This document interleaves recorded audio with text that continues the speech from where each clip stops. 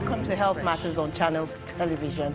We are so glad you could join us. I am Mary Alale Yusuf. Cardiovascular diseases, also called CVDs, are a group of disorders of the heart and blood vessels. CVDs are the #1 cause of death globally. More people die annually from CVDs than from any other cause. According to the World Health Organization, 17.7 million people died from CVDs in 2015, representing 31% of all global deaths. More than 3/4 of CVD deaths take place in low and middle income countries. My guest on the show is a consultant cardiologist at the Lagos University Teaching Hospital, Idiaraba, and a fellow of the Postgraduate Medical College of Nigeria, Dr. Oyewole Kushimo. You are welcome to the show, sir. Thank you. I know that there are lots and lots of CVDs, but can you give us the most common ones? Things that we probably recognize here. Okay. Globally, by far the most common CVDs are heart attack and stroke. But in Nigeria, very important for us is the effects of hypertension, direct effects of hypertension on the heart, so hypertension-related cardiac disease. I think those three are really what we should focus on. What we should focus on, okay. So what causes them? Well, it's multifactorial. Several factors, but it's both an interplay of one's genetic predisposition and very important environmental and behavioral and lifestyle changes.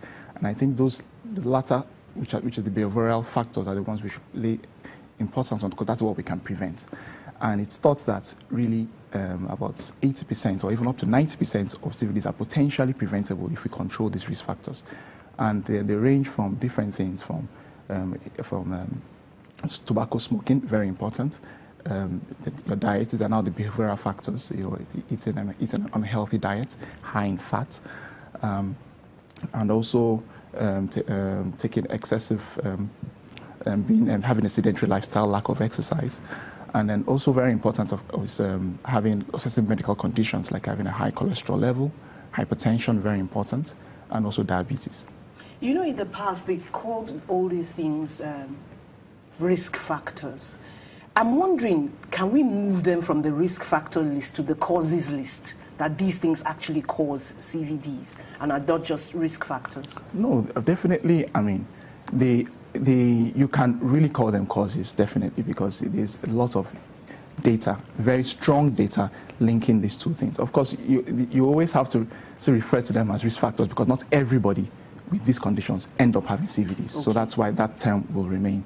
But definitely, it's been shown by so many trials involving hundreds of thousands of people that show that the more of these risk factors you have, the more your risk of having CVDs. And even in populations in which these risk factors are very minimal, they have very, very little amounts of CVDs, like in some native countries, native tribes in South America or even in Africa, where living in the forest and all that, who had very little of these risk factors. They have very, very minimal amounts of CVD. So it's been shown by science, by both research, experiment, and by many observational studies have shown this very clearly.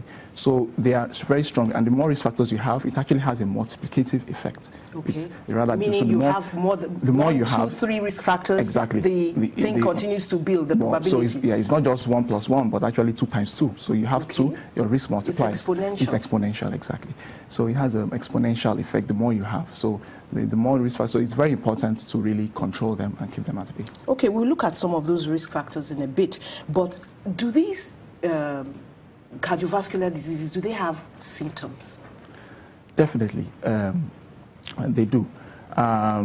Starting with, well, I'll start with that relating with that causes leading to heart attack, which we call it coronary artery disease. Coronary artery disease occurs when you have fat deposits blocking the blood vessels that supply the heart muscle. And then in initial stages, when there's partial blockage, when one exerts himself, you start having chest pain, which we call angina. And then also this could also lead to the heart muscle becoming weak and developing what we call heart failure. But then this is what predisposes to having a heart attack. So which is like the most severe. So already very close to having the problem. Exactly. So the symptoms are there, but for a large amount of people, the first manifestation of this coronary artery disease is a heart attack. So that does happen, and which is why we need to detect. People need to come for checks so that we cannot wait for symptoms. Just a minute. Sorry to interrupt you. You're saying the first indication that this person will have sometimes that there is a problem is when he has a heart attack. Yes, yes.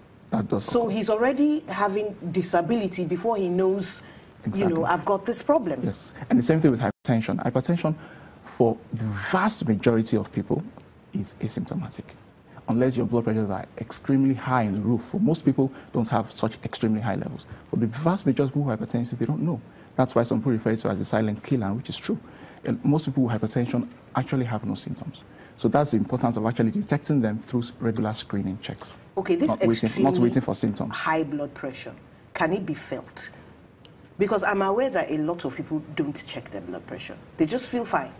So, see, for hypertension, as I said, the vast majority we need to have regular checks because hypertension does not cause symptoms. When it gets to very extreme levels, it's only a very minute percentage, so we don't have to wait for those people when it can give you severe headaches and make you faint. But most people with even very high blood pressures don't have symptoms at all. So hypertension, for the vast majority of people, the vast majority does not cause symptoms. And many people attribute their symptoms to their blood pressure. Because I have a high blood pressure, I have a back pain, oh, it's my BP, or I have a mild headache, it's my BP. No, most of the time, it's not those your blood pressure causes. But blood pressure really doesn't. Blood pressure is not, it's a condition that predisposes you to damage. Once it's above a certain level, then you're at risk of having issues. But just having the blood pressure on its own directly doesn't cause symptoms for most people. Okay, you've spoken about fats. Is this what they call lipidemia or high cholesterol, or are they the same thing? Okay. Now, well, there are different fats.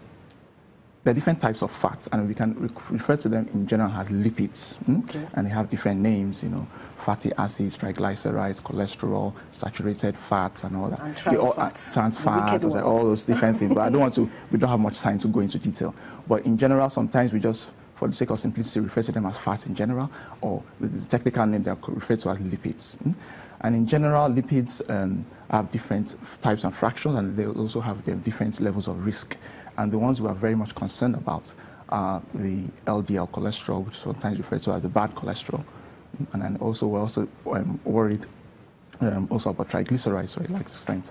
But very much important, high cholesterol levels, especially the bad cholesterol, the LDL cholesterol. And when you have also a lower fraction of the good portion, which is the HDL cholesterol, increases your risk of having heart disease.